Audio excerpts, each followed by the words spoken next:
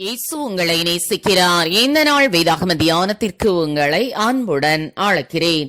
ஆதலால் நம்மில் ஒவ்வொருவனும் தன்னை குறித்து தேவனுக்கு கணக்கொப்புவிப்பான். ரோமர் 14 அதிகாரம் 12 வசனம். செல்வந்தனான ஒரு வாலிபன் ஒரு பெரிய இசைக்குழுவில் சேர்ந்து இசை வாசிக்க வேண்டும் என்று மிகுந்த ஆசைப்பட்டான். அவனுக்கு நன்றாக இசை வாசிக்க ஒன்றும் தெரியாது. அதை நன்கு கற்று தேர்ச்சியடையவும் அவன் முயற்சியும் பயிற்சியும் செய்யவில்லை. ஆனால் அரசனின் முன்பு குழுவோடு சேர்ந்து வாசிக்க வேண்டும் என்று பணத்தை கொடுத்து சேர்ந்து கொண்டான்.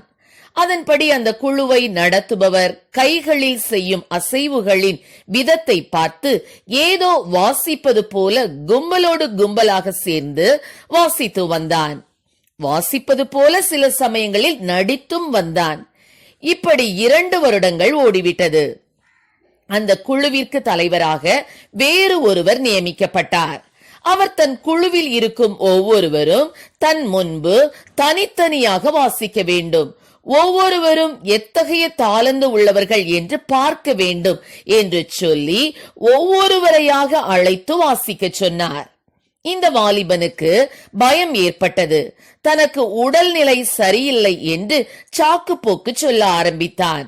இசைக்குழுவை நடத்துபவரோ மருத்துவரை அழைத்து அந்த வாலிபனை சோதிக்க சொன்னார். மருத்துவர் சோதித்து பார்த்துவிட்டு அந்த மனிதனுக்கு எந்த வியாதியும் இல்லை என்று கூறிவிட்டு போனார்.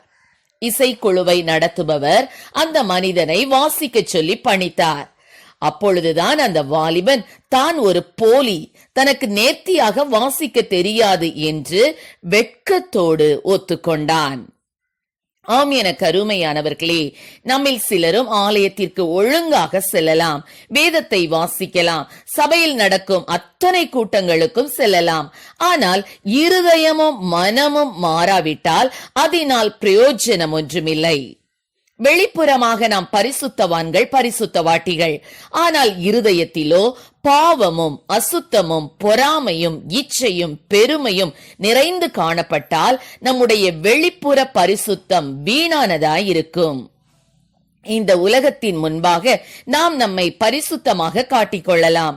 ஆனால் நம்மில் ஒவ்வொருவனும் தன்னை குறித்து தேவனுக்கு கணக்கு ஒப்புவிக்க வேண்டும் என்ற வார்த்தையின்படி தனித்தனியாக நாம் கிறிஸ்துவுக்கு முன்பாக நிற்கும் போது வெட்கப்பட வேண்டிய நிலை ஏற்படும்.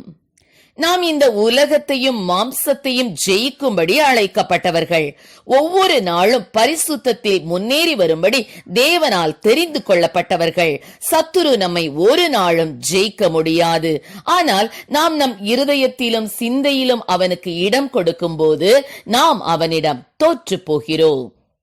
நீங்கள் இந்த பிரபஞ்சத்திற்கு ஒத்த வேஷம் தெரியாமல் தேவனுடைய நன்மையும் பிரியமும் பரிபூரணமுமான சித்தம் இன்னதென்று பகுத்தறியத்தக்கதாக உங்கள் மனம் புதிதாகிறதினாலே மறுரூபமாகுங்கள் என்ற வார்த்தையின்படி இந்த உலகத்திற்கு உரிய பக்தியின் வேஷத்தை நாம் தரிக்காமல் ஒவ்வொரு நாளும் கர்த்தருடைய வேதத்தின்படி நம்மை பரிசோதித்து பார்த்து கீழ்ப்படிந்து நம்முடைய மனம் புதிதாக மாற்றப்பட்டு மறுரூபமாகி கர்த்தருடைய வருகைக்கு ஆயத்தமாவோம்.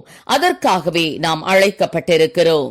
கர்த்தரோடு யுகாயுகமாய் நாம் வாழும்படி தேவனுடைய நன்மையும் பிரியமும் பரிபூரணமுமான சித்தம் இன்னதென்று பகுத்தறியத்தக்கதாக நம்முடைய மனம் புதிதாகிறதினாலே மறுரூபமாவோம்.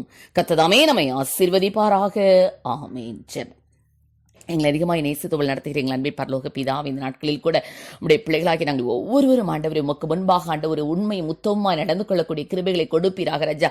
இந்த பிரபஞ்சத்திற்கு ஒத்த வேஷம் தரிக்காமல் ஆண்டவரை ஸ்தோத்திரங்க தாவே, உமக்கு பிரியமில்லாத காரியங்களை எங்களிடத்திலிருந்து அப்புறப்படுத்தி ஆண்டவரை ஸ்தோத்திரப்போ ஒவ்வொரு நாளும் எங்களுடைய மனம் ஆண்டவரை புதிதாகிறதுனாலே மறுரூபமாகத்தக்கதாக எங்களுக்கு நீர் கிருபை கொடுப்பீராக. ஆசீர்வதியும். இயேசுவின் நாமத்திலே ஜெபிக்கிறோம் நல்ல பிதாவே. ஆமென்.